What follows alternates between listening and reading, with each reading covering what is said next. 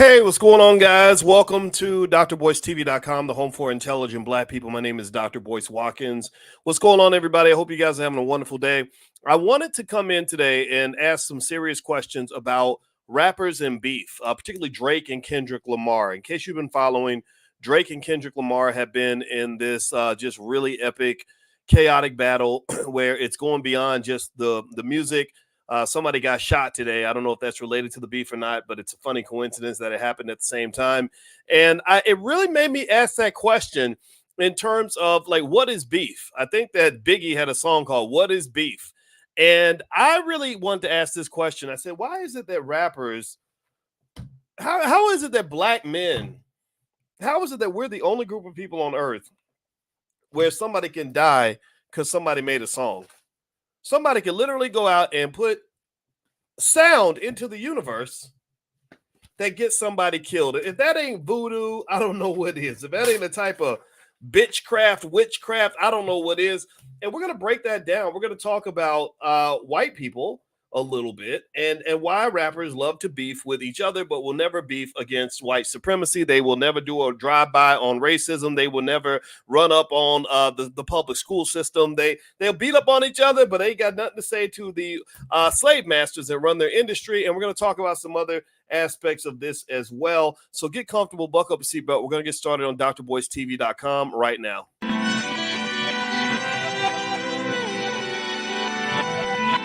Here we are, clan the isms, cataclysm, great. Our people out here struggling, trying to make it in this state. Everybody out here doing it, but we the ones who late. Now family, we the ones who gotta delegate. Get that money in the power, never be fake. Stick to co-sign for 3. What did he say? Create jobs, support our own. Educate the same and buy back your home. Got 3 degrees, triple 10. 3 PhDs, now we on the CNN. DBTV, let's talk about negligence. Ignorance is bliss, but we can turn it to intelligence. Believe none of what you hear, half of what you see. Let's break it down here on Dr. Boyce TV. Here we are. Hey, what's going on, guys? Welcome to drboycetv.com, the home for intelligent Black people. My name is Dr. Boyce Watkins. I hope you guys are having a wonderful day, and I hope you're also prepared to think, to open your mind, and maybe be a little pissed off, because I'm probably going to say some stuff that's going to make somebody mad. I kind of do that, and I can't apologize for that, because that's just me being me. And I hope that we can have a tough conversation and still be loved. Give me a yes in the chat if you are prepared to be open-minded. Give me a yes if you want to hear new ideas. Give me a yes if you want to explore the parts of these conversations, like this thing with Drake and Kendrick Lamar, that maybe isn't being discussed in media. So give me a yes if it's okay if we have a broader conversation and not just Negro talk. I hope that's okay. All right, good. Because I want to make sure that we're ready for this, because, you know, I understand sometimes when you talk about stuff like this, people don't get it. They say, well, you're 52 years old and you're a professor. Why are you talking about rappers, Doc? You're too old. Man, first of all, I've seen the beefs. Like I go back. My first big beef I saw was Ice Cube and NWA, and I remember everybody thinking that somebody was going to get killed, because you have those beefs that spill out of the studio and spill into the streets, and they get very, very real. So I know the history. I can compare this to Tupac, because I lived through watching Tupac and Biggie die, and I remember watching it happen and knowing that somebody was going to end up dead. And then also because you know what, if you are a Black man and you don't pay attention to what's happening in Black culture, then I don't know what kind of Black man you can be. You cannot be an effective Black man if you do not know what's happening in the Black community. So to all the Negro naysayers, the Negro naysayers, these are the people who have a problem with every solution, who always have something negative to say or whatever. I just want y'all to know I am not here to beef with you. I'm not here to beef with you. In fact, on Twitter, when I brought it up and I was asking a question about the beef and stuff like that, and I said, is there something? Is it just Black men? Like, are we the only ones that have a culture where you can die because somebody made a song? Like, what's up with all these beefs? Like, do white comedians like Jerry Seinfeld, is he beefing with other comedians the way Cat Williams is? Like, just help me understand this. And then somebody came along and said, you're beefing with Corey Holcomb. You were beefing with Corey Holcomb, Doc, and you beef with Yvette Carnell, and you beef with Kwame Brown. So you need to give people the same grace they gave you. I said, well, first of all, if you will look at the record, you'll know that I did not beef with any of those people. I didn't beef with Corey Holcomb. I didn't. Corey, first of all, Corey is a brilliant comedian. What do I look like beefing with a comedian? What am I gonna do? Out joke you? What are we gonna do? Have like a like release joke albums and like try to see who can make people laugh the most? Well, I'm gonna lose. I'm gonna lose that because Corey's a damn good comedian. He's a damn good comedian. Now Corey got mad at me because I said something he didn't like, and I acknowledged that. But you know what we did? Let me tell y'all. See, people don't know. Let me tell y'all what happened with the Corey Holcomb so-called beef. Because the guy, I guess he thought he had me in a "I got you" moment or whatever. I said, no. Here's what happened. You know what me and Corey did? Corey threw some shots and he said some things and he made a lot of videos. And when I see that happening, you know what I see? I see what J. Cole saw with Kendrick. I see somebody that's hurting. I see that, okay, look, I said something that probably offended you. And you know what we did? We got on the phone and we settled it like grown men.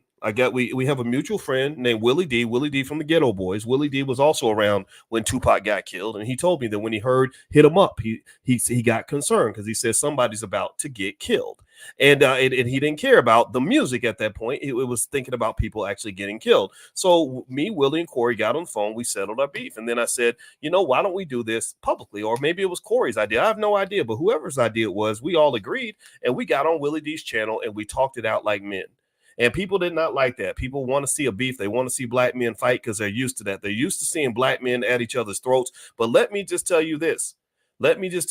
You're right. I've been in these internet streets a long time. I've got over 1 billion views on my videos. I probably made 25,000 videos in the last 15 years. And let me tell you, there has never been a time where there was some other dude beefing with me across the internet. You know, get on the phone if you have something to say to me. I'm not gonna throw shots across the internet. That's not of interest to me. That is not fun. Umar Johnson, he can still call me. I told him that 10 years ago. I would tell him that today. Kwame Brown, I said, get Kwame on the phone. Why won't Kwame talk to me? Why would you talk on the internet but not talk in person? Do you understand that escalation only makes things worse? That was the real conversation. So long story short, I would just tell you that people that have any sort of experience in conflict resolution, they understand how escalation can be very dangerous. Let me know if you understand what I'm saying. That what happens is that when you get into a space like hip hop, a very toxic space, not that all hip hop is toxic, not that all rap is bad. Drake is bad, but not all rap is bad. I'm just playing. I'm showing my bias because I ain't gonna lie. I'm more team Kendrick. I'm a Kendrick Lamar fan. Drake, I never understood. I felt like Drake was for the ladies. Anybody who walks around with a heart in his head, calling himself a certified lover boy, I get it. You're a lover boy. You ain't loving on me because we ain't going to no Diddy party. So you're not my lover boy, but you're somebody else's lover boy, and I get it. But I'm not a boy, and you ain't gonna be my lover. So certified lover boy never vibe with me. Kendrick vibed with me, but that's my bias, and I acknowledge that. With that said, though, here's what I want to kind of process on this Drake thing and this Kendrick Lamar situation. All right, so do me a favor, hit the thumbs up button. Thumbs up, please. Thumbs up, share, subscribe. First things first. I think that we need to really acknowledge, give me a yes if you agree, that black men collectively, we can really benefit from those in our community who understand conflict resolution.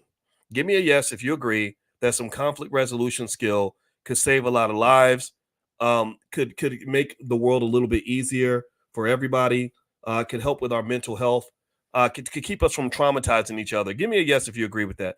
And if you agree, I hope you agree, because let me tell you why I love the Nation of Islam. The reason I love the Nation of Islam is because the Nation of Islam, it does a better job of rehabilitating the black male than any social worker I have ever seen, than any organization I have ever seen, any therapist I've ever seen, any system I've ever seen. There is no system, no therapist, no institution, no hospital, no nothing that can rehabilitate the black male and black male relationships better than the Nation of Islam. So you know what Drake and Kendrick need to do now that somebody done got shot.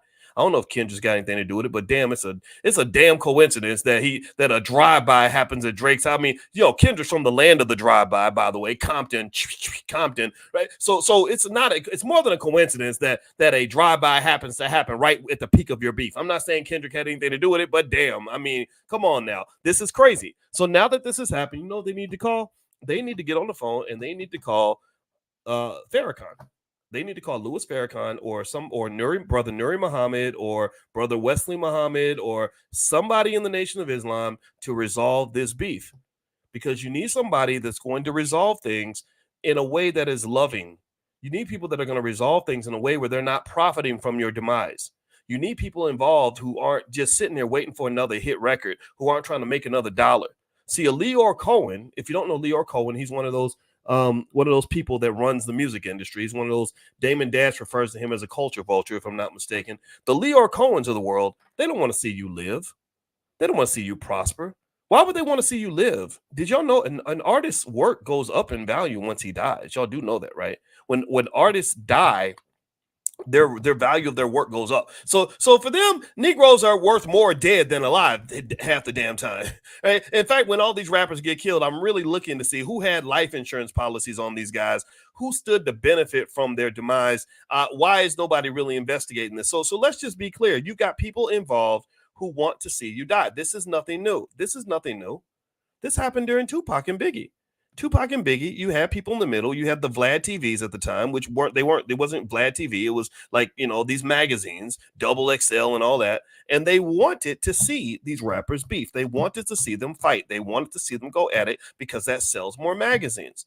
War sells. War sells because you can sell weapons to both sides. You can get magazine sales talking about developments in the war. So effectively, war sells. So what really the problem is to me is that these beefs have a very real implication for Black people. It's real. We when somebody dies, it's not usually Leor Cohen's relatives that get killed. It's somebody in our community.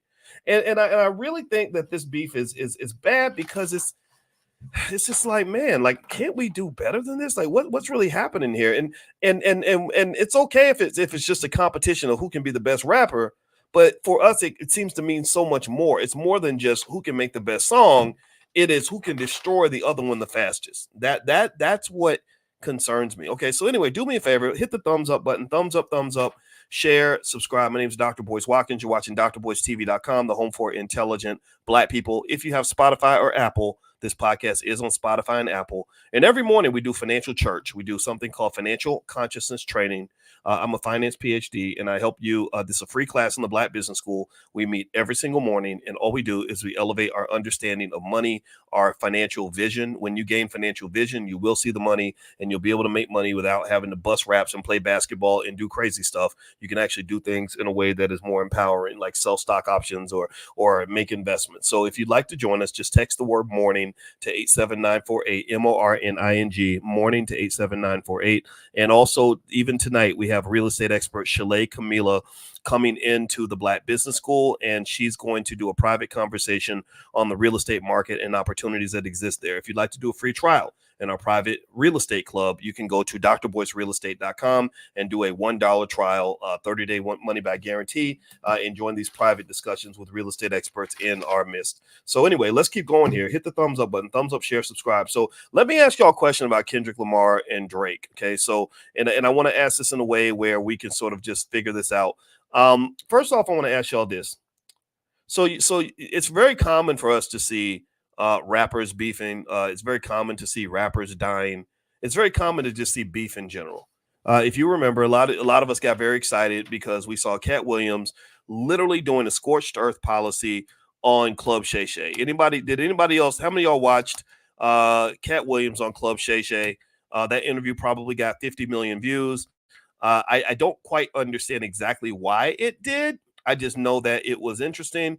Cat is a brilliant guy. He's very, very funny. And the interview was interesting largely because Cat was really, really sort of railing on a lot of other comedians. I mean, Cat was starting beefs, finishing beefs, bringing up beefs from 20 years ago. So-and-so stole my joke back in 1999. And just a lot of really interesting stuff. And so this Club Shay Shay interview was interesting to me because I really said, man, this is so fascinating because now all the comedians are retaliating. Every comedian on earth had something to say. A bunch of comedians were on their Instagrams the next morning talking about the interview. There were people coming out saying, well, no, you say Cedric the Entertainer stole your joke. Well, you stole somebody else's joke, right? So it got to the point where I knew the inevitable happened. You started seeing a lot of escalation. You saw other people saying, well, you say I did this. Well, you did that. And you say he did this. Well, he did that. And so Dave Chappelle, if you recall, he kind of came in the way J. Cole came in the Kendrick Lamar beef. J. Cole and Dave Chappelle, the thing that they both have in common is that they both have a level of consciousness and intelligence that a lot of people don't have. They have a consciousness where they say, do we see the big picture here of what's really happening? Dave Chappelle, he really pissed people off because he said, why are we destroying each other like this? Why are we out here? We're all trying to struggle. We're all black men trying to make it in comedy. Why can't we lift each other up? Why are we determined to tear each other down? And that caused a little bit of a conflict. But here's my point. Here's where I'm going to say that Dave Chappelle had a point on this. It became World War III among comedians. And I thought it was crazy. I said the black community has some of the most gangster ass comedians I have ever seen.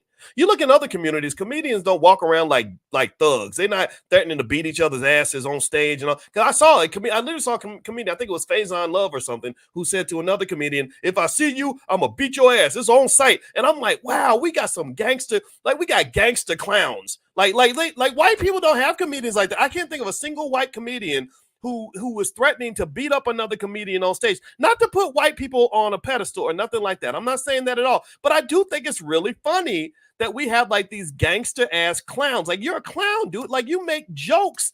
You know, you make jokes for a living, but yet you're trying to be a thug too.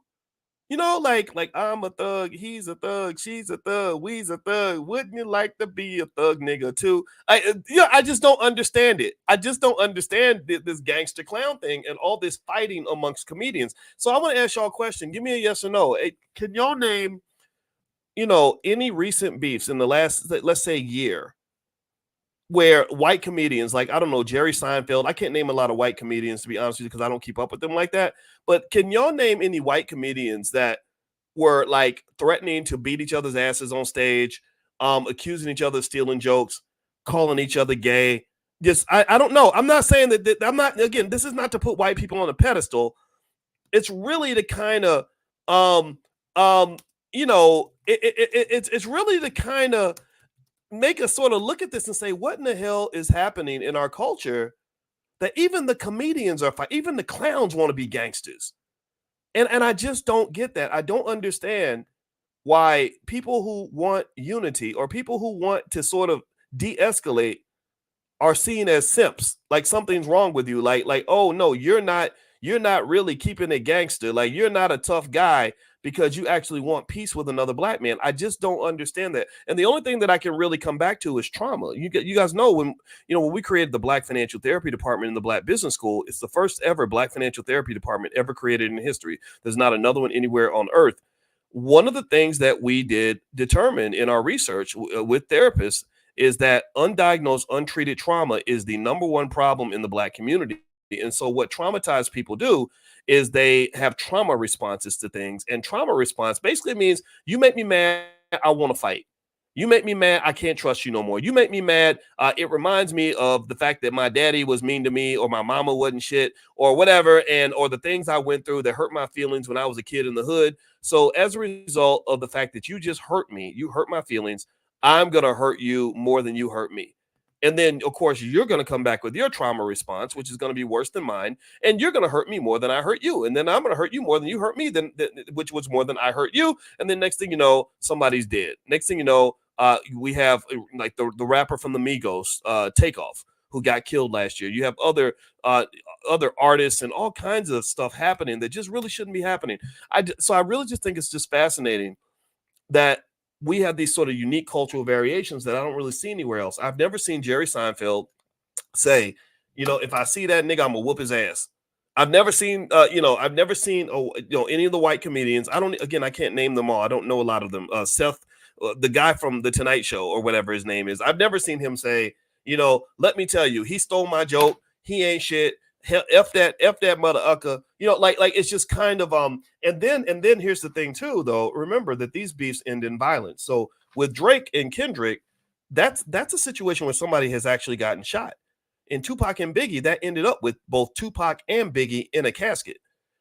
Every single year, a rapper gets shot. There's a rapper getting shot every single year. So really, it's interesting because it's almost like the gangster rapper culture spills over into other areas, like in athletics. You remember Gilbert Arenas? I remember him pulling a gun out in the locker room.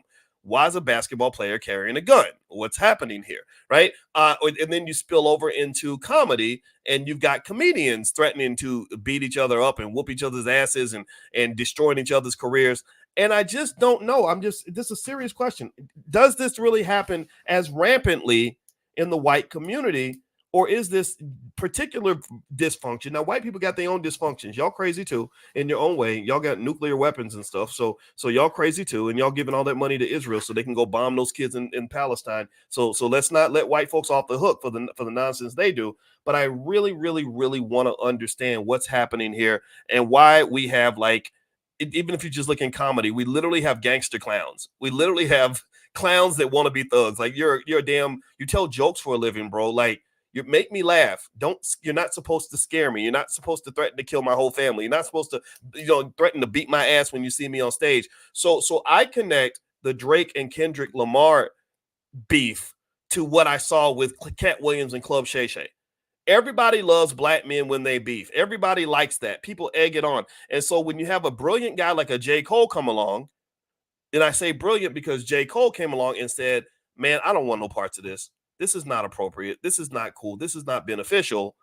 You have people in the crowd, and you saw these people online. Man, that's a punk move. That's a punk move. And I've seen that before because there was a guy who's on the internet. I forgot his name, but Anton Daniels, who apparently he started beefing with me online and saying things or whatever because he didn't like what I said. And I'm used to that, right? I've been around for a while, so usually when someone comes around, they might kind of bring my name up as a way to kind of strengthen their own platform. But now he has a great platform. He has it on his own, so he doesn't need me to strengthen his platform. But he was, he had a lot to say to me or whatever. And one time he was in my chat and I said, why don't you just come in? Because I like to talk to you. I'd like to talk to you face to face. I like to face people when they talk crazy about me and my wife. You don't even know my wife, but I'd like to just get to know you and see what's really going on, brother. Like what's happening that's causing you to be so angry at me. And I didn't even know who you are. And we got on the air. You know what we did?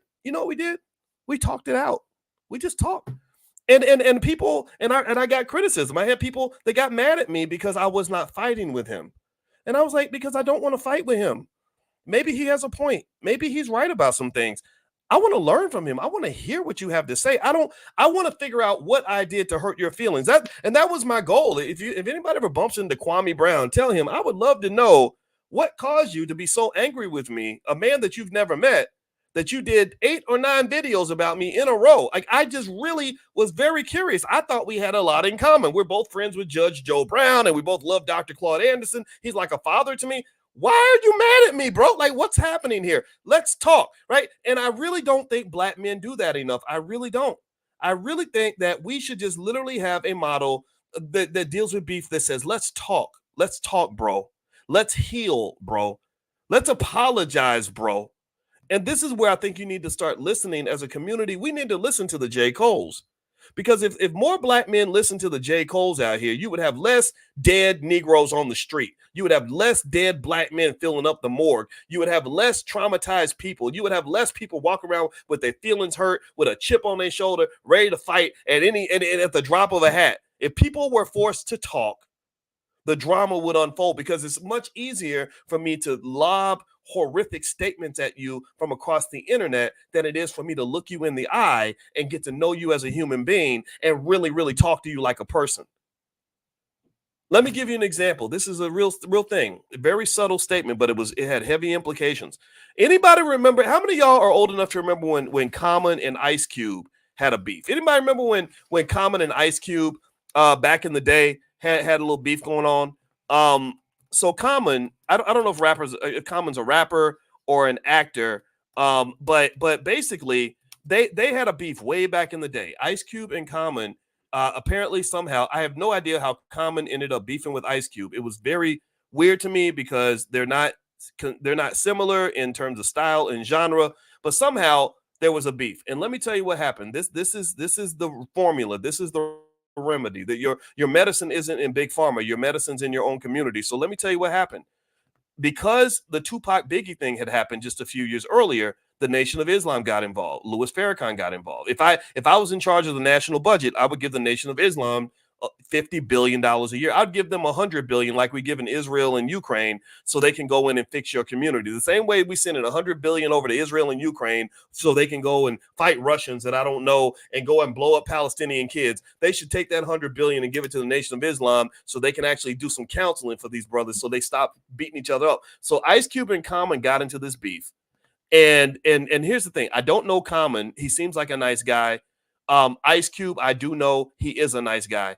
And I don't understand how these two got in a beef. But let me tell you what happened when those two talked. When the Nation of Islam got them together, and maybe I'm telling the story wrong. If I say something wrong, please correct me, forgive it, chalk it up to my ignorance. But from what I understand, the Minister Farrakhan got both of them together. They talked, and then they interviewed Common. And you know what he said?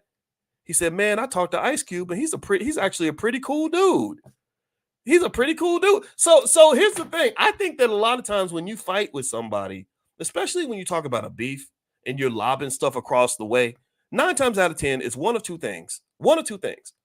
Either one, you don't know the person and you're fighting their image because they're doing better than you and they're selling more records than you or they're more popular than you. And you think that you have to punch the big guy in the mouth in order to level yourself up. That's one thing. Or two, which I think could be true in the case of Drake and Kendrick, you used to be friends and something happened. You used to be buddies and somehow there was a disagreement. Somebody didn't get what they wanted. Somebody didn't get their money. Somebody somebody cut somebody off or something like that. Usually that's what I see.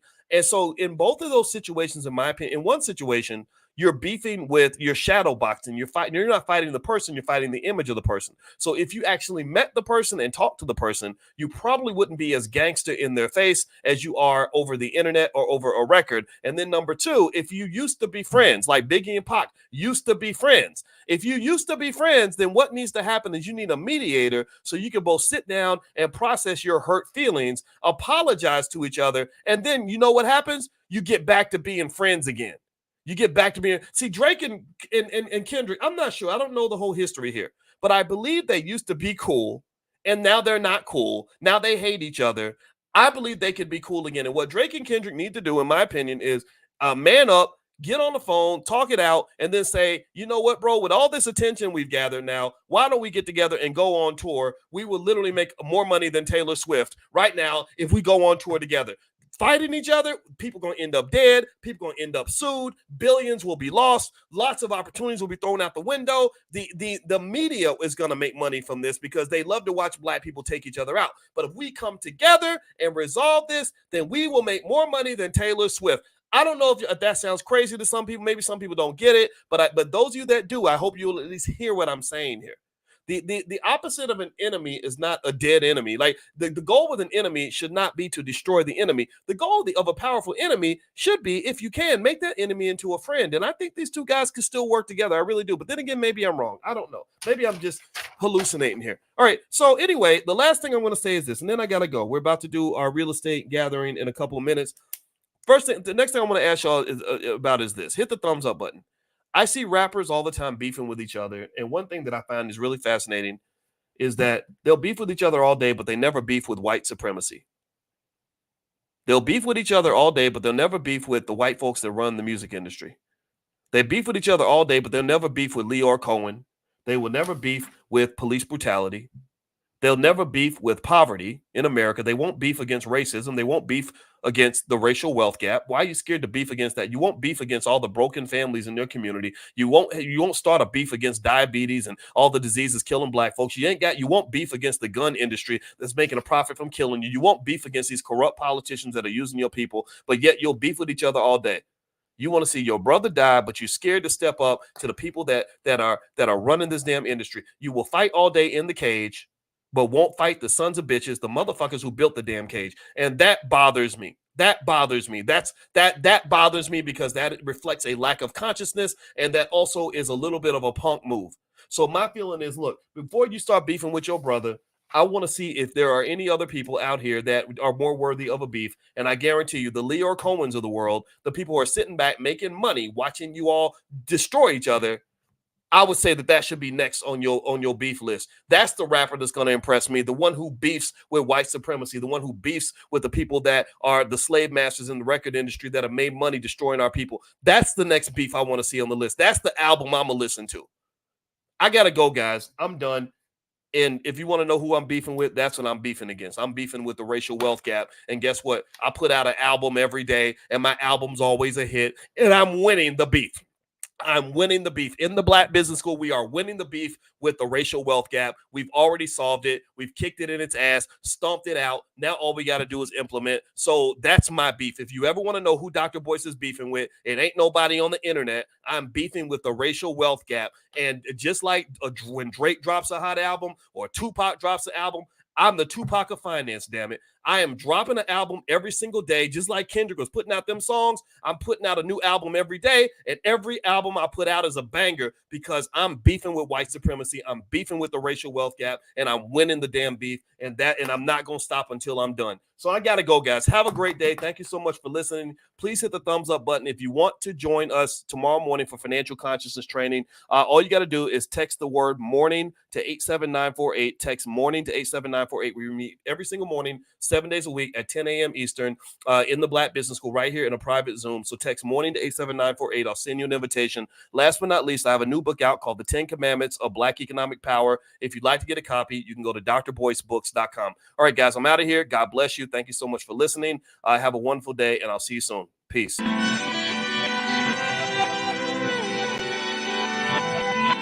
Here we are, clan the isms, cataclysm great. Our people out here struggling, trying to make it in this state. Everybody out here doing it, but we the ones who late. Now family, we the ones who gotta delegate. Get that money in the power, never be fake. Stick to cosign for 3. What did he say? Create jobs, support our own. Educate the same and buy back your home. Got 3 degrees, triple 10. 3 PhDs, now we on the CNN. DBTV, let's talk about negligence. Ignorance is bliss, but we can turn it to intelligence. Believe none of what you hear, half of what you see. Let's break it down here on Dr. Boyce TV. Here we are.